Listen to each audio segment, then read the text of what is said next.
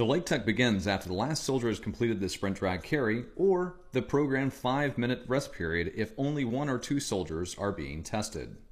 The purpose of the leg tuck is to test a soldier's grip, shoulder, core, and hip flexor strength.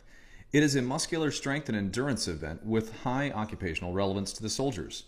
The tactical significance includes climbing tasks and moving up and over obstacles, like a vertical wall, climbing onto a shelf, a rope, or low crawling.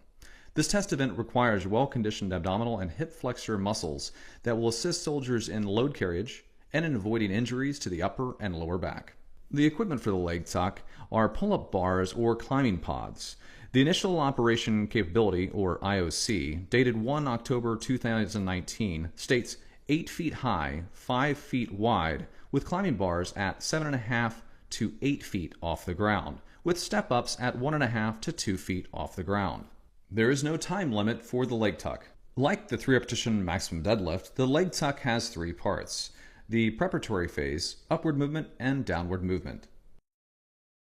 The NCOIC gives the command, "Graders ready." After visual confirmation from each of the graders, the NCOIC then gives the command, "Get set." During the preparatory phase, on the command, "Get set," the soldiers will assume the straight arm hang on the bar with the feet off the ground. Knees may be bent if necessary for taller soldiers. Soldiers must have an alternate grip with thumbs wrapped around the bar, and their hands can be no more than a fist width apart as measured by the graders. The soldier's body is positioned perpendicular to the bar. A slight turn is authorized. The soldier's elbows, body, and legs are straight. Legs and feet are not crossed. Feet cannot be in contact with the ground or the climbing bar or pod.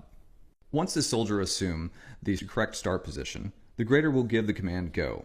This begins the upward movement.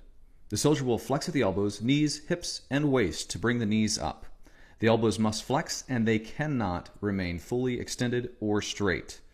Knees or thighs must touch both elbows simultaneously. The soldiers will return under control to the straight arm hang position to complete the repetition. The event will end when the soldier voluntarily stops or drops from the bar. A repetition will not count if failure to touch both knees or thighs to the elbows at the same time, failure to flex both elbows during the upward movement,